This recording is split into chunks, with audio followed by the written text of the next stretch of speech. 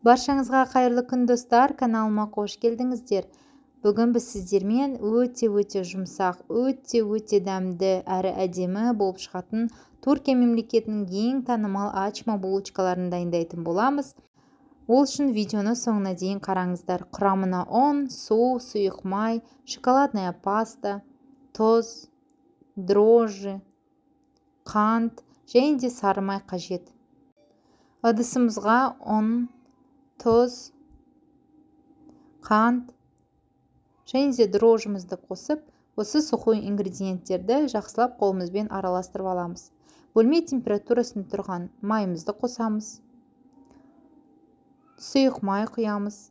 Және де жып-жылы суымызды құйып, жақсылап тұрып, қамыр елейміз. Осы булочкаларының секреті, яғни фишкасы ол қамырдың июі қанғанында. Яғни қамырда ешқандай комок, тесіктер болмау керек. Бір келкі қолға да, столға да жабыспайтын қамыр иленуі тиіс. Арасын ашып жақсылап тұрып илеп аламыз. Бұл жерде айта кететін жайт, яғни мен 400 грамм ұн салыңыздар десем, сіздер 390 грамм ұн салып көріңіздер. Егер жаңағыда қамыр тығыз болып қалса, бұл булочка шықпай қалады. Сондықтан 10 граммға кемітіп жасап көріңіздер, жетпей жатса ұн қосасыздар. Яғни жетіп жатса, онда 390 граммен тоқтайсыздар. Өйткені әр ұнның тығыздығы әртүрлі. Осылай міне қамырымызды жасап аламыз. Қолға да, столға да жабыспайды, өте жұмсақ болып шығуы тиіс.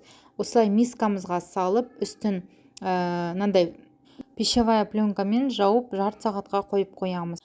Мінекей қамырымыз көтерілді, жарты сағат тұрды, 2 есе болып көтерілу керек. Осыны ашып, илемей, бірден алып шығып мискадан колбаска жасап 8 бөлікке, 9 бөлікке бөлеміз.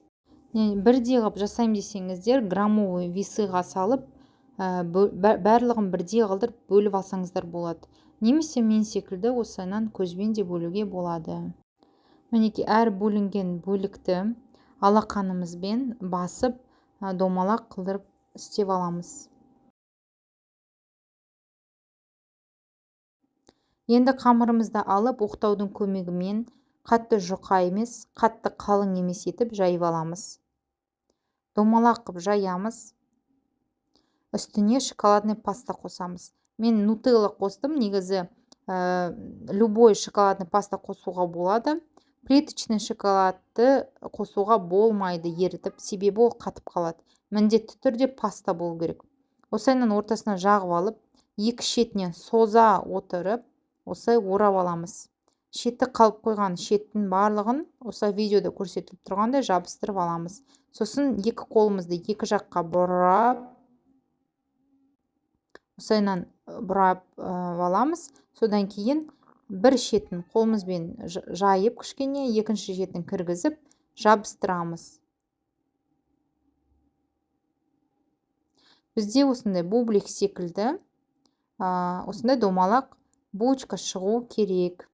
Енді осыны пергамент қағазына төсеп шығамыз. Арасына 3 саусақ саламыз, себебі көтеріледі.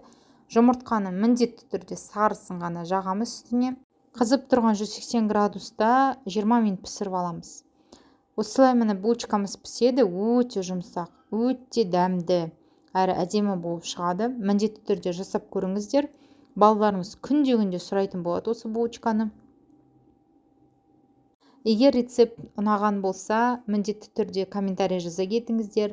Менің каналыма подписаться етпесеңіздер, подписаться етіңіздер, лайк басыңыздар. Барлықтарыңызға ас болсын, міндетті түрде жасап көріңіздер.